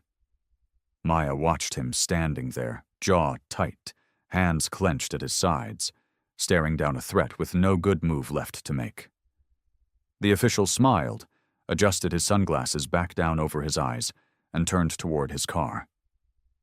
Think it over, he said, not bothering to look back. You have until the end of the week. He drove away, leaving the dust to settle slowly over the road behind him. Elias stood at the gate for a long moment, unmoving. Maya walked over and stood beside him, saying nothing, because there was nothing yet to say. The night pressed in dark and close, no moon showing through the thick clouds. Maya sat on an overturned crate near Tumani's enclosure, going over notes by the light of a small lantern when she heard it. A sound that did not belong. Tumani was making a thin, high whimper, and his small chest was moving too fast. She was on her knees beside him in an instant, hands already reaching for his wrist to find a pulse point. What she felt made her stomach drop. His heart was racing, way too fast, fluttering under her fingers like a bird trying to escape a cage. Then it would stumble, skip, slow down for a beat that lasted too long before racing again. Joseph? Her voice cracked through the quiet compound. Joseph, I need you now. He came running, still pulling his jacket on, and one look at Maya's face told him this was bad. His heart, she said, already pulling her medical bag toward her, hands moving fast even as her mind screamed at her to slow down, to think. It's the toxin. It must have done more damage than we thought. Some kind of lasting effect on the heart muscle. What do you need? Get Elias. Get the portable monitor from the clinic. And clean towels, lots of them. Joseph ran. Maya worked by lantern light and the thin beam of a headlamp strapped around her forehead, her hands steady even as everything inside her shook. She found a vein in Tumani's small arm, no thicker than her pinky finger, and started a slow drip of medication meant to calm the frantic rhythm of his heart. She watched the monitor Joseph brought, the jagged green lines spiking and dropping in patterns that made her jaw clench. Kessie appeared at the fence within minutes, drawn by some instinct only a father would understand. He did not pace this time. He stood frozen, gripping the wire with both massive hands, watching through the dark with eyes that held something close to begging. Come on, Maya whispered, adjusting the drip, checking Tumani's gums, his breathing, anything that might tell her what to do next. Come on, baby, stay with me. The hours crawled by like wounded things. Elias brought coffee that went cold, untouched, sitting forgotten on the ground beside her. Joseph held the lantern steady when her hands needed both to work, never once complaining about his aching arms. Nobody spoke much. There was nothing to say that would help, and everyone seemed to understand that words would only get in Maya's way. Around 3 a.m, Tumani's heart rate spiked so high that Maya thought, for one terrible second, that they were going to lose him right there on the ground. She adjusted the medication, her hands trembling now despite everything, and pressed a stethoscope to his tiny chest, listening, praying in a way she had not let herself pray in months. Slowly, the rhythm settled. Not fixed, not steady, but settled enough that his small body stopped straining so hard against the effort of simply staying alive. She did not celebrate. She had learned better than that. The night stretched on, and Maya stayed hunched over Tumeni's small form, checking his pulse every few minutes, adjusting fluids, watching the monitor with eyes that burned from lack of sleep. Joseph brought her water she did not drink. Elias sat nearby, saying nothing, his presence a quiet kind of support that asked for nothing in return. By the time gray light started creeping over the tree line, marking the arrival of dawn, Tumeni's heart rate had not improved. It hovered in a place that was not quite crisis and not quite safe, a fragile balance that could tip either way without warning. Maya finally sat back on her heels, her whole body aching, her eyes gritty and raw. She looked at the small cub, so impossibly fragile, his tiny chest still rising and falling too fast, and something inside her cracked open. She stood on legs that did not feel steady and walked out of the clinic, past Casey still frozen at the fence, past Joseph's tired, worried face, until she reached the old wooden chair sitting just outside the clinic door. She sank into it like her strings had been cut. The old grief came rushing back in, familiar and suffocating, wrapping around her chest until she could barely breathe. She had done this before. She had sat in a chair just like this one, waiting, hoping, and it had not been enough. Maybe it would never be enough. She put her face in her hands, and for the first time since she had arrived at this reserve, she let herself think about packing her bags and leaving for good. The screen door creaked behind her. Joseph did not say anything at first. He just sat down on the step beside the chair, close enough that his shoulder almost touched hers, and looked out at the gray morning settling over the compound. "You should go back inside," Maya said, her voice flat and tired. "I don't have anything left to give him." "You've been saying that since midnight," Joseph said, "and every time you found something more." "Not this time." She kept her hands over her face. "I keep waiting for the moment where I know what to do. It's not coming, Joseph. I don't know what to do." He was quiet for a long moment, watching the sky turn from black to gray to something almost silver at the edges. "You remember Amara?" he asked.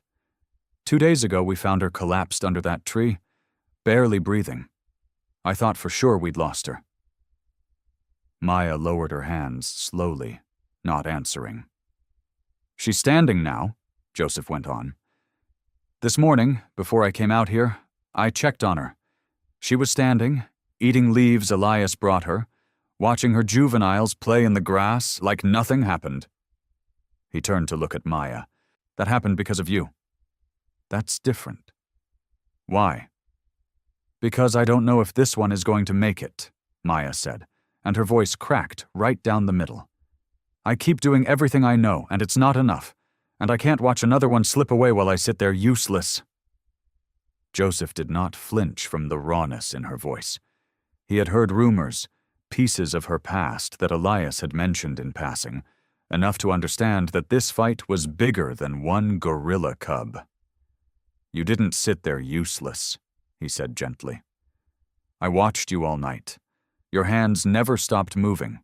You have not slept, you have not eaten, and you are still out here instead of packing your bags, even though you're thinking about it." Maya looked at him sharply. "I saw your face," he said simply. "I know what that look means." She said nothing, because there was nothing to say that would not be a confession. "Casey carried his son for miles," Joseph said, "through forest that was killing him, past his own fear of us, because some part of him believed that trying was better than giving up. He is still standing at that fence right now. He has not left. He has not stopped believing you can do this. He doesn't know any better." "Maybe not," Joseph said, "but you do, and you're still here." The wind moved through the trees, carrying the damp smell of morning. Maya sat with his words, feeling them settle somewhere deep in her chest. mixing with the memory of Amara's slow, steady breathing this morning, alive when she should not have been. "There's a combination," Maya said slowly, almost to herself. "A different way to balance the medication. I thought about it last night, but I was afraid to try it. If it doesn't work, it could make things worse faster than what we're already doing." "And if it does work?" She did not answer right away.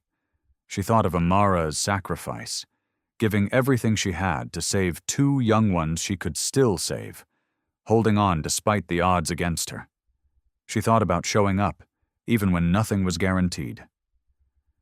"Then it might be the thing that saves him," Maya said. She stood up before she could talk herself out of it, her legs stronger now than they had been minutes ago. Joseph stood with her, and for a second their eyes met, and something passed between them that did not need words. "Go," Joseph said. "I'll get Elias to help hold the light." Maya walked back through the clinic door, past Casey still gripping the fence with those pleading eyes, and knelt back down beside Tumeni's small, struggling body. Her hands, though tired, were steady now with a purpose that had not been there minutes before.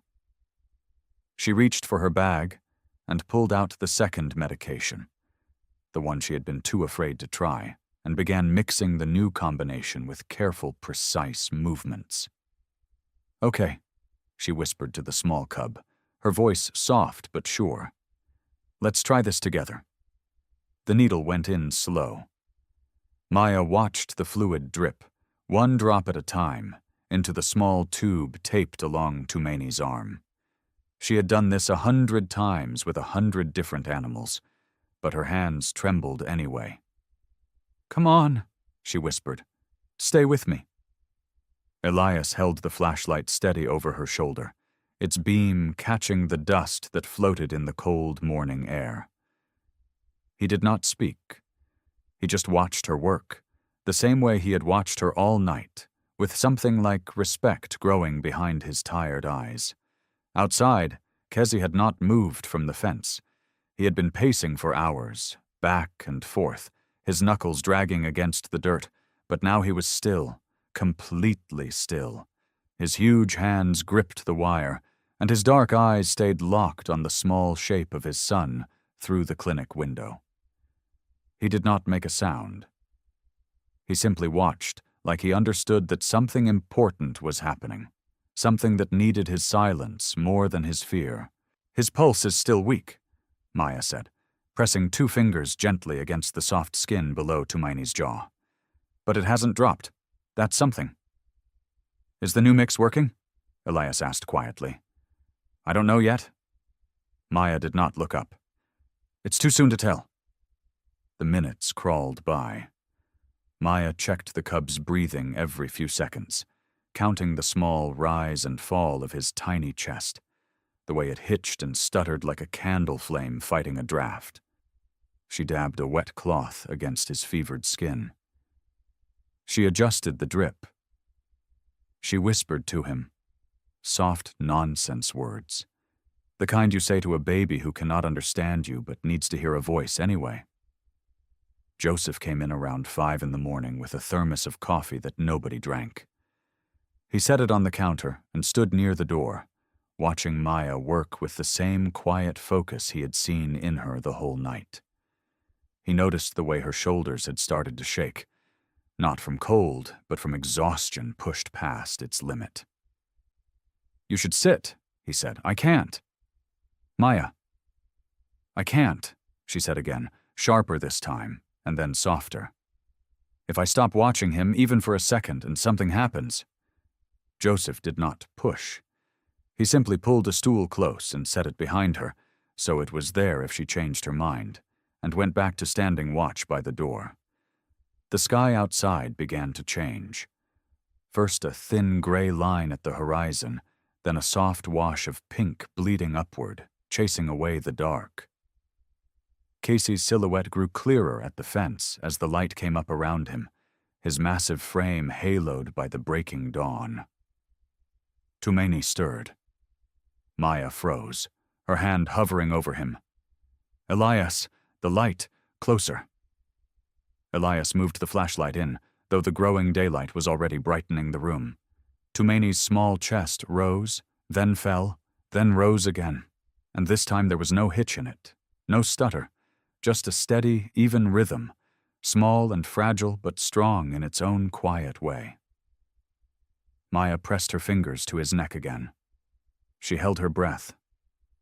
The heartbeat came steady under her fingertips. Not racing, not faltering. Steady. "He's stabilizing," she said, and her voice broke on the last word. "Elias, he's stabilizing." Elias let out a breath he seemed to have been holding all night. Outside, Kesey shifted at the fence, his head tilting, as if he could sense the change in the room even from a distance. Maya sat back on her heels, her hands falling into her lap, and for a moment she simply stared at the small cub breathing evenly in front of her. The sun broke fully over the tree line outside, spilling gold light through the clinic window, falling across Tumaini's small sleeping body and across Maya's trembling hands. And then the tears came. Not the tears of the last few months, heavy with grief and guilt. These were different. They came up from somewhere deep and tired, and finally allowed to let go. She pressed a hand over her mouth, but it did not stop them, and she did not try very hard to make it stop. Joseph crossed the room without a word. He picked up the blanket folded over the back of the stool and wrapped it gently around her shaking shoulders, his hands steady where hers were not. "You did it," he said quietly. "Maya, you did it." Maya wiped her face with the back of her hand, but the smile stayed. She looked down at Tumaini, at the small chest rising and falling in that steady rhythm, and something inside her that had been clenched tight for months finally loosened. "Drink some of that coffee," Joseph said, nodding at the thermos on the counter. "You earned it." She almost laughed. "It's probably ice cold by now." "Still coffee?"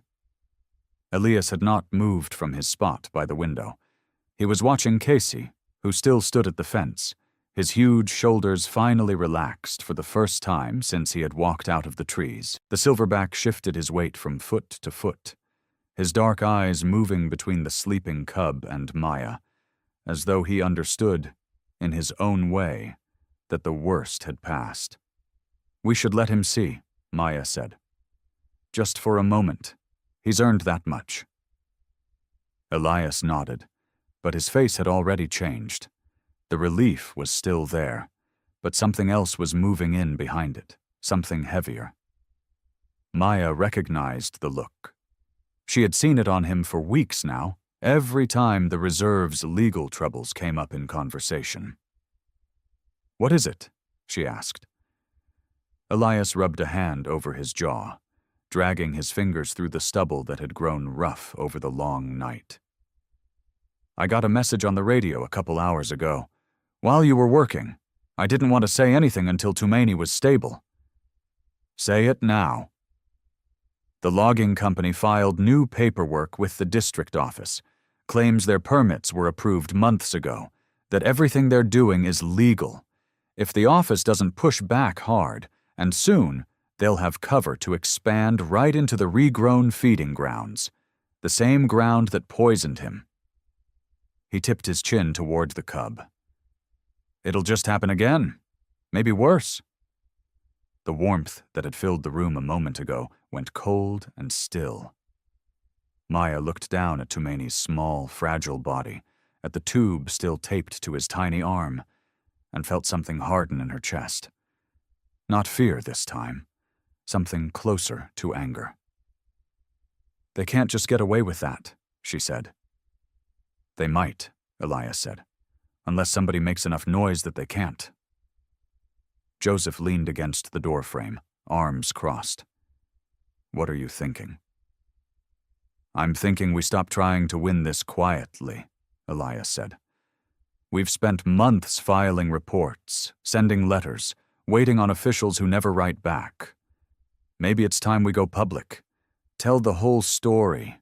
The cub, the mother, all of it. Let people see what's happening out here, not just read about it in some court filing nobody reads. Maya studied him.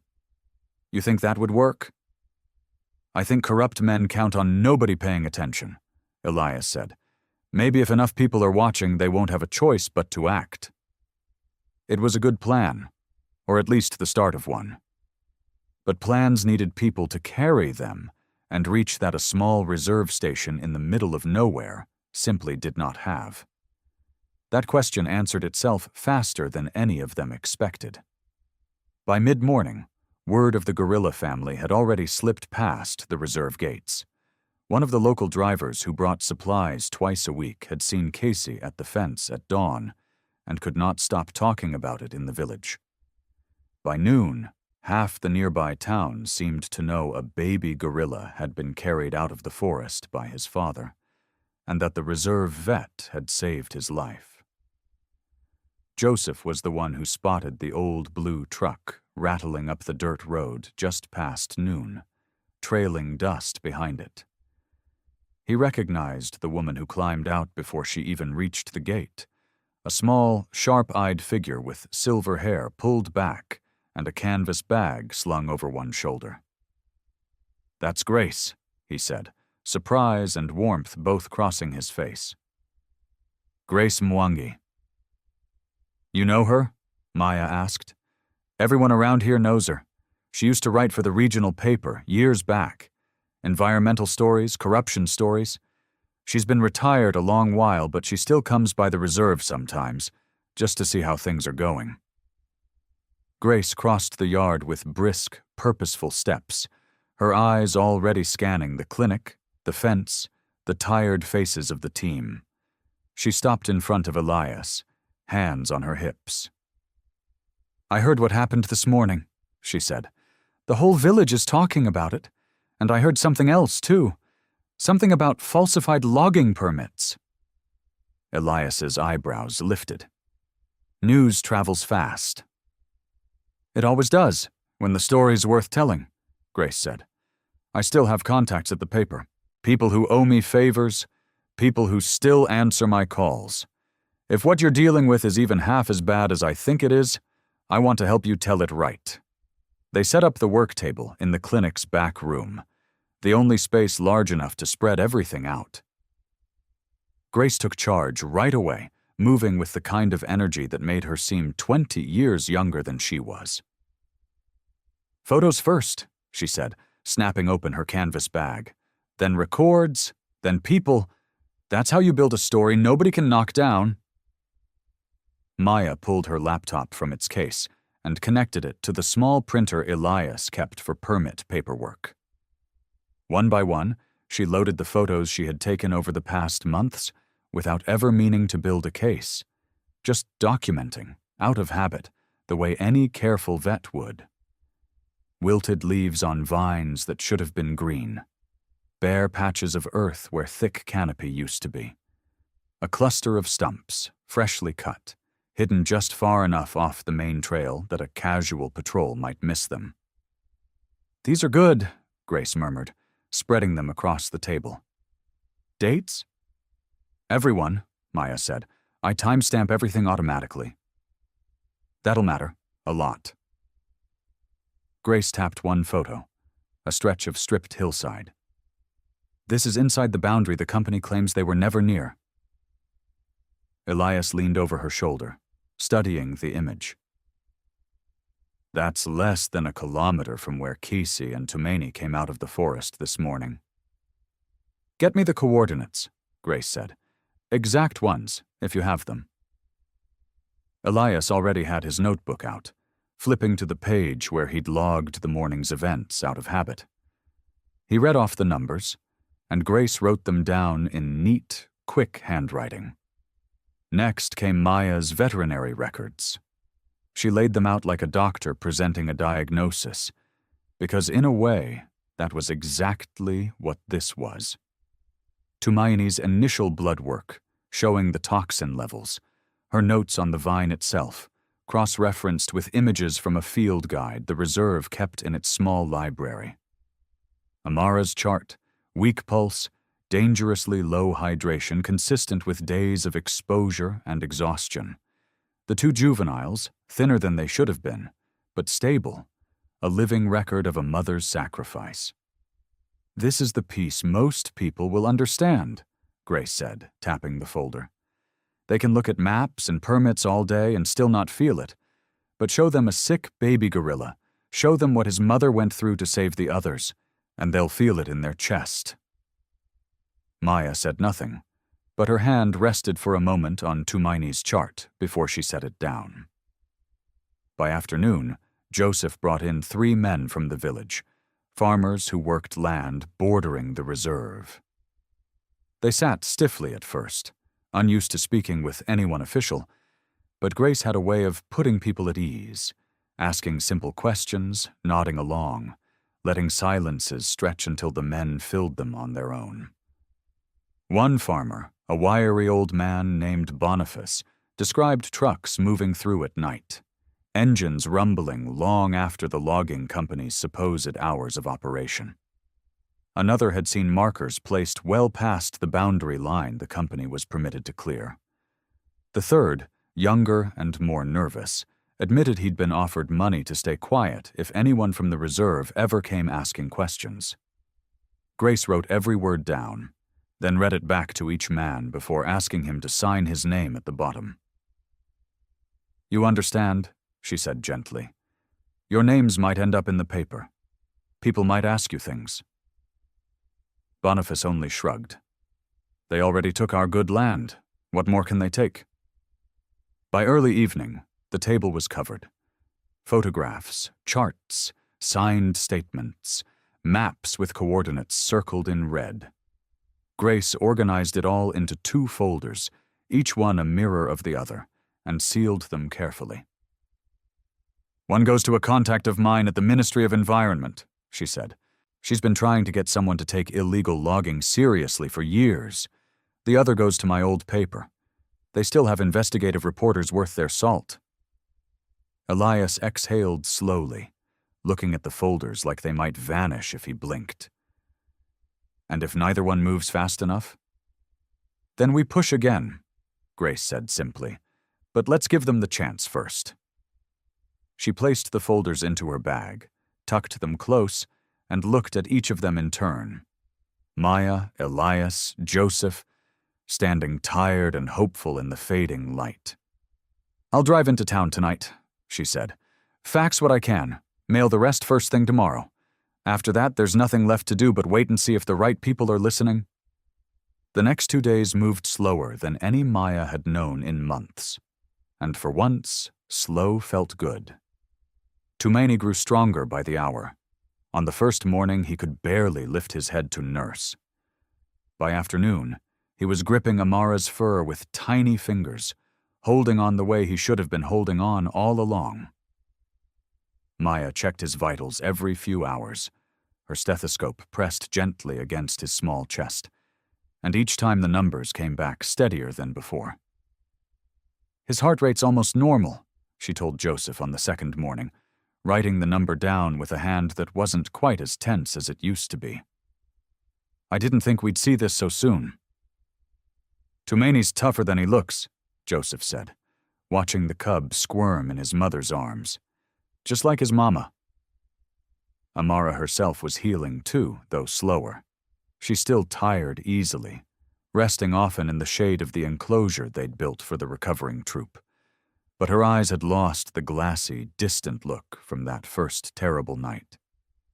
She watched her cub with a quiet attention that never wavered, and when Tumaini fussed, she gathered him close without hesitation, the way she must have done 100 times before the vine ever poisoned their world. By the second afternoon, something shifted. Maya was crouched near the enclosure fence, checking the water lines, when she heard a small, high-pitched sound she hadn't heard before. She looked up just in time to see Tumaini reach out one wobbly arm toward one of the juveniles, batting weakly at the older gorilla's shoulder. The juvenile, a young female named Zuri that Joseph had taken a liking to, paused, then gently batted back. Maya went completely still, afraid that moving might break whatever fragile thing was happening. Tumaini batted again, a little stronger this time, and Zuri responded with a soft, huffing sound that might have been a laugh if gorillas laughed the way people did. "Joseph," Maya called quietly, "come look at this." Joseph jogged over, and together they watched as Tumaini rolled onto his back, kicking his short legs in the air, reaching for Zuri's hand with a determination that had nothing weak about it at all. It was clumsy. It was slow. But it was play. Real play, the kind only a healthy cub could manage. "Look at him go," Joseph whispered, grinning so wide it looked like it might hurt.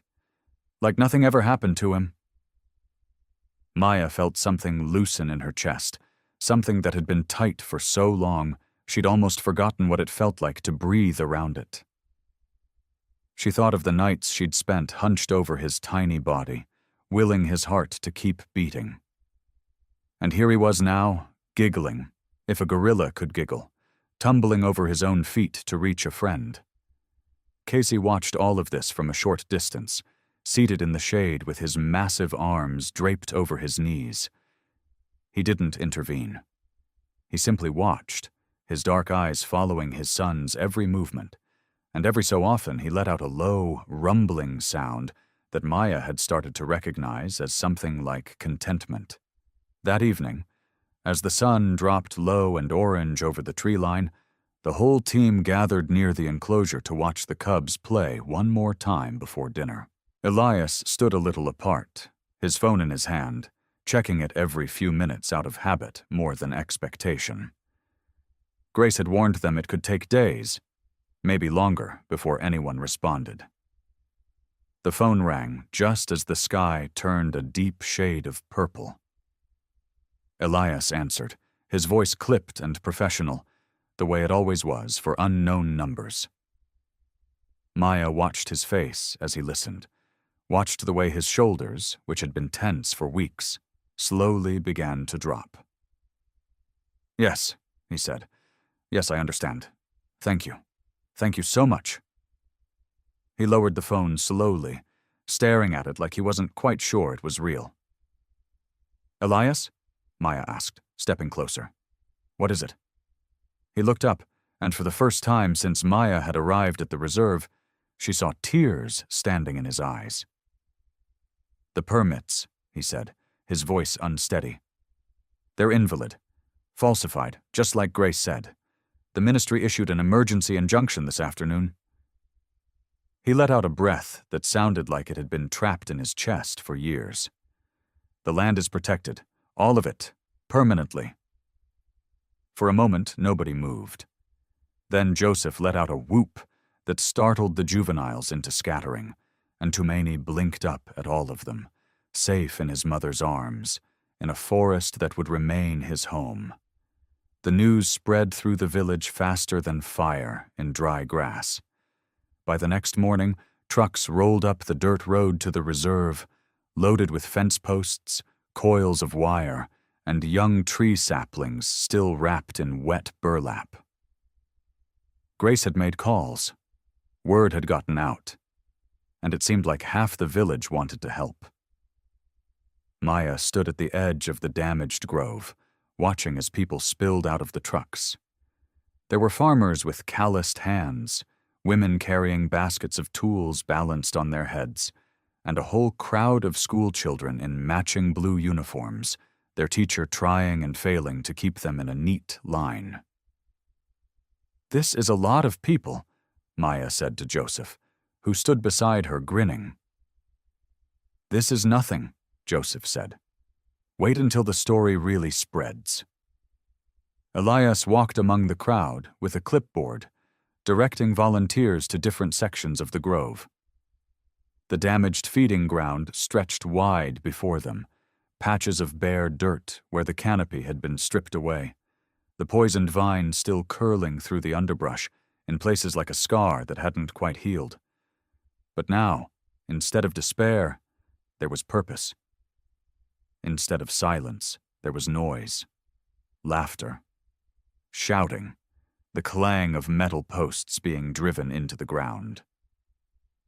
"We start with the fence line," Elias called out, pointing to the stakes Joseph had already marked the day before. "Then we plant. The saplings need room to grow, so mind the spacing." The school children were put to work almost immediately, their teacher organizing them into pairs to carry small saplings from the trucks to the waiting holes that the older volunteers had already dug. Maya watched a little girl, maybe 8 years old, cradling a sapling like it was something precious, walking slow and careful so she wouldn't drop it. "Careful now," the girl said to no one in particular, her small voice serious. "This one's for the baby gorilla." Maya felt her throat tighten. She crouched down beside the girl, helping her lower the sapling into its hole. "What's your name?" Maya asked. "Amina," the girl said, patting dirt around the young tree's roots with tiny hands. "Well, Amina, I think that tree is going to grow up big and strong, just like Tumaini." Amina smiled, a gap-toothed grin that made Maya's chest ache in the best way. She hadn't expected this, the way the whole community would show up, would care this much about one small gorilla and his family. But here they were, dozens of hands working together, all because of a cub who almost didn't make it. By midday, the fence posts stood in a long line, marking the boundary of what would soon be protected land. Wire mesh went up section by section, and volunteers dug trenches for the deeper roots of the older trees they were transplanting. The air smelled like turned earth and sweat, and somewhere in the distance, Maya could hear Casey's low rumble, the sound he made when he was watching over his family. He had grown used to the noise of the work crews. He no longer flinched at the sound of hammers or the chatter of children. By late afternoon, the sun hung low and gold, casting long shadows across rows of newly planted saplings. Maya stood back with Joseph and Elias, surveying the grove. It didn't look like much yet. Small trees, bare patches, fence posts still gleaming new and unweathered. But it was a start. It was hope, planted in the ground where poison used to grow. Elias set his clipboard down on a stump and looked around at the volunteers, at the children still laughing and chasing each other between the fence posts, at the tired but satisfied faces of the villagers who had given their whole day to this work. "You know," he said slowly, "this grove needs a name." Joseph raised an eyebrow. "Got something in mind?"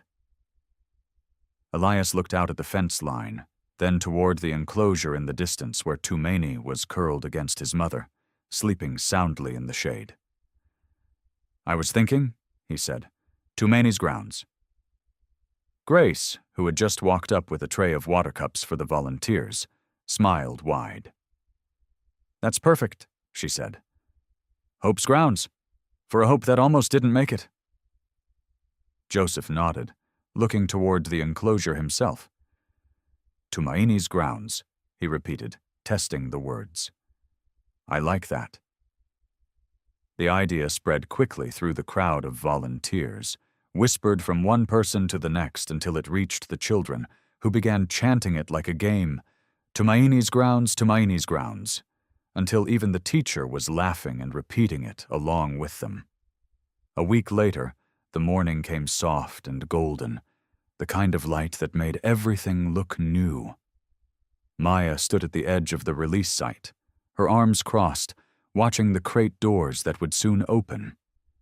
She had barely slept the night before, not from worry this time, but from something else. Something that felt almost like excitement, if she let herself name it. The whole team had gathered. Joseph stood close by, his hands in his pockets, rocking slightly on his heels the way he did when he was trying to hide how much something meant to him. Elias had his clipboard, but he wasn't looking at it. Grace stood a little apart, an old camera hanging around her neck, ready to capture the moment for the newspapers that had started calling the reserve every day now, wanting updates on the gorilla family that had become famous overnight. Even Amina was there, standing with her class at a respectful distance behind the rope line, her small hand shading her eyes as she looked toward the crates. Inside those crates, the troop waited. Maya had checked on them just an hour ago. Amara, strong now, her eyes clear and alert, nothing like the collapsed, dying creature they had found in the ravaged grove. The two juveniles, restless and full of energy, climbing over each other in their crate, eager to be free. Tumaini, healthy and plump, clinging to his mother's back, his small face curious, watching everything with bright, dark eyes. And Casey, massive and calm, standing guard over his family the way he always had. "You ready?" Joseph asked, stepping up beside Maya. She nodded. "Ready?" Elias gave the signal, and one of the rangers pulled the lever on the first crate. The door swung open with a creak, and for a moment nothing happened. Then Amara stepped out, slow and careful, testing the ground beneath her feet like she was making sure it was real. She looked around at the fence line, at the new saplings standing in careful rows, at the wide open space that had once been poisoned ground and was now something else entirely. The two juveniles burst out next, tumbling over each other in their hurry, already chasing one another toward the trees. Their laughter, if you could call it that, echoed across the clearing, and Maya heard several of the children laughing too, delighted by the sight. Then Casey's crate opened. He stepped out slowly, his massive shoulders rolling with each step, Tumaini clinging tight to Amara's back just a few feet away. Casey paused, lifting his head, scenting the air. He looked toward the tree line, toward the restored grove waiting beyond the fence, and Maya felt her heart pounding in her chest. This was it. This was the moment. But Casey didn't move towards the trees. Not yet. Instead, he turned. His dark eyes found Maya's, and he held her gaze the way he had that morning weeks ago when he'd laid his dying son at her feet, trembling, terrified, desperate. Only now there was no fear in his eyes, no desperation, just something quiet and steady, something that looked impossibly like gratitude. Maya didn't move. She didn't breathe. She just looked back at him, at this creature who had trusted her with the thing he loved most in the world, who had waited outside her clinic through that long, terrible night, who had touched her hand with his own in a wordless promise she still carried with her. "Thank you," she whispered, so quiet only she could hear it. "Thank you for trusting me." Casey held her gaze a moment longer. Then, slowly, he turned away. He moved toward Amara and Tumaini, herding the juveniles back with a low grunt, gathering his family together the way he had always done, the way he would always do. And together they walked toward the tree line, toward the grove that bore his son's name, toward the home that had been given back to them. Maya watched them go, watched the green leaves swallow them one by one, until there was nothing left but the rustle of branches and the fading sound of Tumaini's small, happy cries. Beside her, Joseph let out a breath he seemed to have been holding for a very long time. "Well," he said softly, "there they go." That evening, Maya sat cross-legged on her cot, a lantern glowing beside her, moths bumping softly against its glass. The tent smelled like rain and canvas, and outside she could hear the low hum of the forest settling into night. She had a notebook open on her knees, a pen in her hand, and for a long moment she just sat there, staring at the blank page. She had started this letter a dozen times over the past year. Every time she had crumpled the page, unable to find the words. But tonight felt different. Tonight her chest didn't feel tight when she thought about home. It just felt full. She began to write. Dear Mom and Dad, I know it's been too long since I wrote a real letter, not just a quick email to say I'm alive. I'm sorry for that.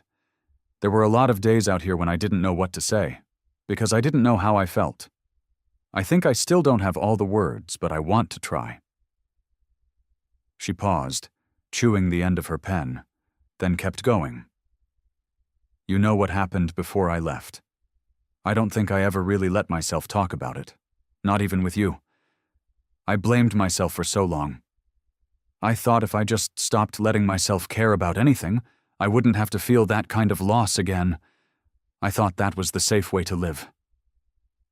But something happened here. A baby gorilla was brought to us, dying, and his father wouldn't leave his side. I didn't want to get attached. I told myself I wouldn't. But I did anyway, and it scared me more than anything has in a long time. Her eyes stung a little, but she smiled through it, and she let the pen keep moving. We saved him. We saved his whole family, actually. It wasn't easy, and there were nights I was sure we'd lose him anyway. But we didn't. And somewhere in all of it, I think I found the part of myself I left behind when I lost the baby. I found out that loving something, even when it might hurt you, is still worth it. Maybe it's the only thing that's really worth it. I've decided to stay here, not just for another few months. For good. This place needs me, and I think for the first time in a long while, I need it too. I'm not running anymore. I'm choosing this. I miss you both. I'll call soon, I promise. But I wanted you to have this in writing so you'd know I'm okay. Better than okay. I'm happy, Mom. I didn't think I'd get to say that again. Love, Maya. She read it over once, her thumb brushing the edge of the page, and then she folded it carefully and slid it into an envelope.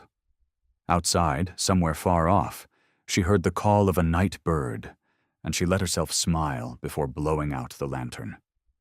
Weeks later, the sun was low and orange over Tumani's grounds, spilling long shadows across the new grass and the young trees that had already begun to fill in the gaps where the logging had torn through. The fence line stood strong and quiet in the distance, a promise kept.